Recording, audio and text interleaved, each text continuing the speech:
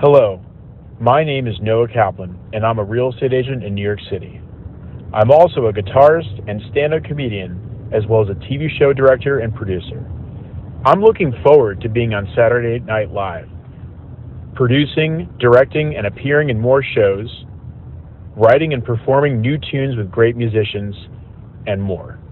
I live to create music and art and connect with an audience in such a way that gets people to think and laugh. What inspired you to become a real estate agent in New York?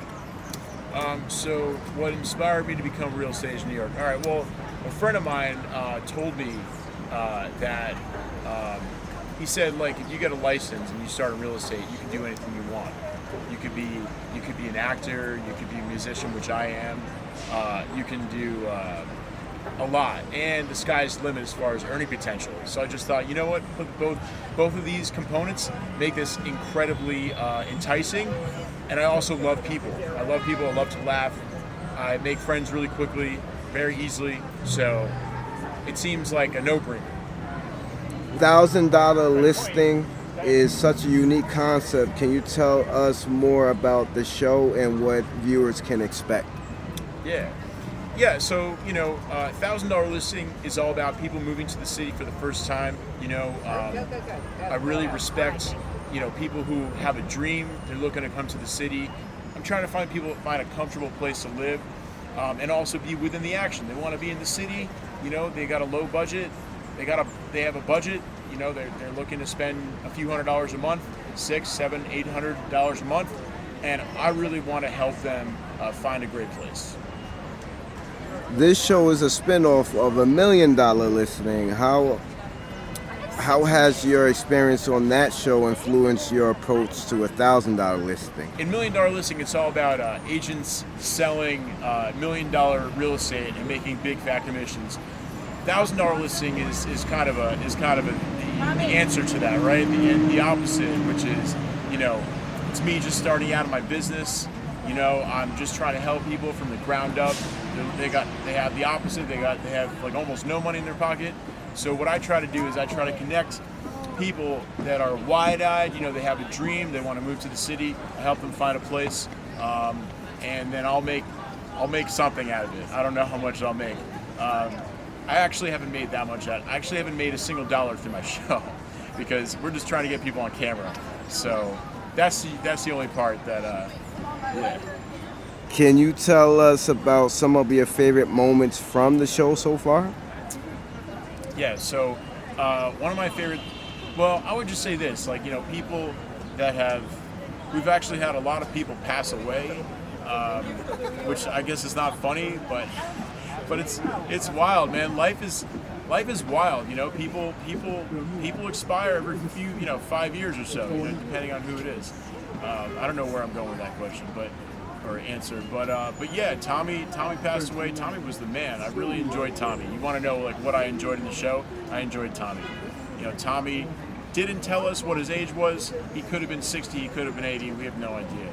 But he came, he took a car, he drove with his friend in a car all the way up from Texas to New York City, and actually got stuck in Staten Island in illegal housing in an artist place where you're supposed to make art, but he actually slept there. So Tommy's sleeping in an artist loft illegally. I meet him I meet him at this time, right? I meet him right when he's stuck in Staten Island, and now he's like, I gotta get in the action. I gotta get to New York, So he got stuck in Staten Island. So it was my job to help him find a place, and we did. We found him a really dope spot in the Bronx, which included parking because that guy had a car. So we got him a $50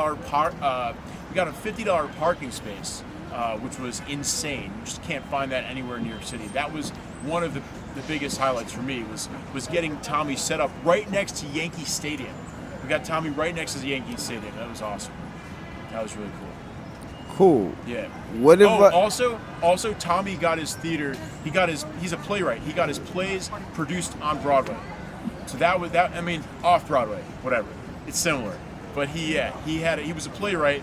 His dream was to come to New York, get his plays produced and made into films, and he got it produced at the American Theater of Arts, I think. Yeah. Nice. Something like that. Yeah. What advice would you give someone looking to find affordable housing in NYC? So usually I recommend to people the best places to go when you're trying to find affordable housing. I would say the best places are Spare Room, Craigslist. On Facebook there's a bunch of groups like Gypsy Housing and other related groups. Those are probably the three best places to go. There's also LeaseBreak. Oh my God, leasebreak.com. Actually, a friend of mine started that company, that website. Phil started that website. Shout out Phil. But yeah, so basically LeaseBreak, Spare Room, who were actually looking to sponsor the show. We spoke to them. They have not sponsored us yet. Spare Room, LeaseBreak, Craigslist, Facebook. You can't go wrong. Looking ahead, do you have any future projects or goals you're excited about? Yeah, so I'm an artist through and through. That's like the priority for me, and I figured that out by going to a therapist who actually focused on artist development. So when I wake up in the morning, the thing that I really want to do is I want to create. Every morning I wake up, I want to create something. I want to create something dope. I want to create something badass. And so what does that mean? That means that I am looking to make music. I'm looking to do stand-up comedy. I'm looking to direct other shows. I started with $1,000 Listening. Now I'm directing a car show. It's called Motor Riot. They're signed to a top production company, and I'm directing it. Sometimes I break the fourth wall, and you can see me. I have like a meltdown with the talent, the two hosts in that show. Basically, they're going to source classic cars all around the world. They go and source classic cars, they get them refurbished, whichever country. They're trying to find the country, the best climate for the car so that it doesn't rust, right? So it's like a 40, 50, 60-year-old car. They find the car in the middle of nowhere. They go to the nearest place to get it, nearest car shop to get it refurbished, and then they send that car, ship it back to the United States where they have a buyer who wants the car. And so I direct that show into something fun and entertaining.